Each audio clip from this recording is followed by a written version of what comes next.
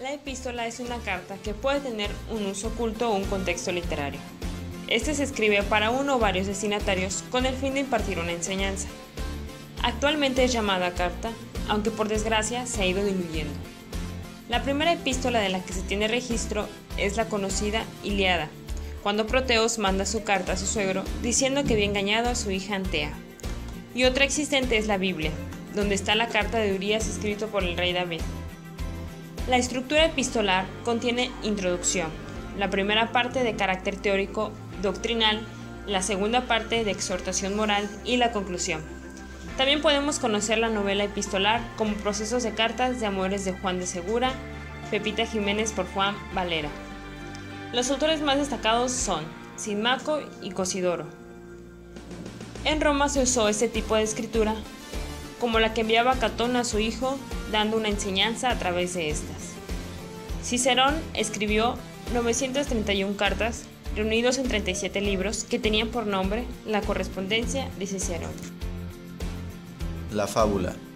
Es un escrito literario que puede escribirse en prosa o en verso, el cual utiliza trama para invitar al lector a la reflexión, ya que sus personajes, regularmente de ficción, intentan dar una enseñanza, mejor conocida como moraleja. La fábula etimológicamente significa mito, se le adjunta a los griegos. Sin embargo, fue creada por los chinos, ya que ellos fueron los primeros en escribir textos con la finalidad de dar una enseñanza, que sirviera como educación para el pueblo. Los autores más destacados de la fábula fueron Esopo y Fedro.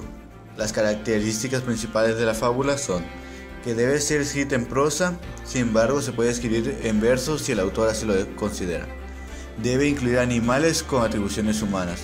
Debe ser breve, debe contener una enseñanza moral, ya que su intención es didáctica. Debe tener un inicio y un desarrollo y un final. Un ejemplo es la lectura de La zorra y la liebre, que fue escrita por Esopo. La zorra y la liebre, que fue escrita por Esopo. Dijo un día una liebre a una zorra: ¿podrías decirme si realmente es cierto que tienes muchas ganancias y por qué te llaman la ganadora? Contestó la zorra.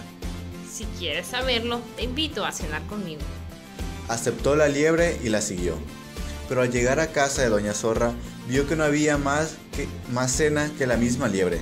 Entonces dijo la liebre: al fin compruebo, para mi desgracia, de dónde viene tu nombre. No es de tus trabajos, sino de tus engaños. La moraleja es que nunca le pidas lecciones a los tramposos, pues tú mismo serás el tema de lección. El ensayo lo podemos definir como un texto donde escoges un tema en específico y empiezas a hablar de él dando tu opinión, y asimismo también tomando fuentes confiables. Podemos encontrar un ejemplo de ensayo y se llama La educación en Estados Unidos de Héctor Rosas Padilla. El autor expresa su opinión personal sobre un tema en particular que puede ser filosófico, histórico o científico. El ensayo también se puede clasificar en crítico, filosófico, descriptivo, expositivo, bibliográfico, de argumentación, científico y literario. En los mejores ensayos encontramos los siguientes: La civilización del espectáculo de Mario Vargas Llosa, La primera guerra de Hitler de Thomas Weber y El diccionario de la guerra de independencia de Emilio de Diego y José Sánchez de Arcilla Bernal. En la edad contemporánea se logró alcanzar una posición del ensayo para la sociedad. Actualmente, como conocemos, lo llamamos género literario. Ahora vamos con las características del ensayo. Puedes escoger un tema libre, puedes dar tu opinión, pero también usando fuentes confiables. Debe tener introducción, desarrollo y conclusión, y finalmente va dirigido a todo público. Cabe mencionar que el ensayo es importante, ya que tú te puedes expresar de manera libre en un texto mediante un tema en el cual tienes que dar tu punto de vista. El diálogo es considerado como un género literario donde encontraremos conversaciones que fueron organizadas por un autor. En él existen personajes ficticios en donde se intercambian ideas y opiniones de uno o varios temas. Pero, ¿desde cuándo surgió el diálogo? Se dice que surgió con Platón en la Grecia antigua, pero para ese entonces el diálogo no era considerado realmente en serio, por lo que en esa época ni siquiera ahí se clasificaba como texto. El diálogo como género realmente surgió en el Renacimiento y se le dio importancia cuando se le calificó como un subgénero de la didáctica. Sus características principales, según Blackboard, son las siguientes. Permite explicar cualquier tema con términos coloquiales. El diálogo invita a la reflexión más que a la memorización. Trata siempre de convencer al lector. Los conceptos pueden ser trabajados dentro de una fábula o epístola con la finalidad de facilitar la asimilización de los mismos al lector. Mediante el diálogo se pueden hacer experimentos mentales, así como también el diálogo mediante su composición puede buscar ideas contradictorias. Por su parte, el diálogo también tiene características propias que lo hacen un subgénero literario. Según Blackboard, las características son las siguientes.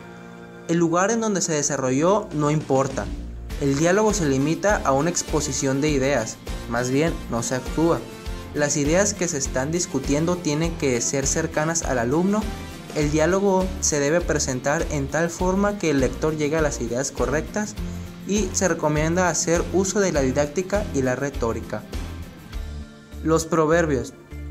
Cuando un dicho o un refrán es usado de manera popular y que a su vez se va transmitiendo de generación en generación, se le considera como proverbio.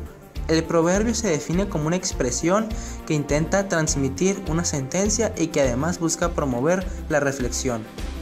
Los proverbios desgraciadamente no tienen un autor determinado y es bastante complicado mencionar hace cuánto tiempo surgieron y quién fue el autor del primer proverbio de la historia.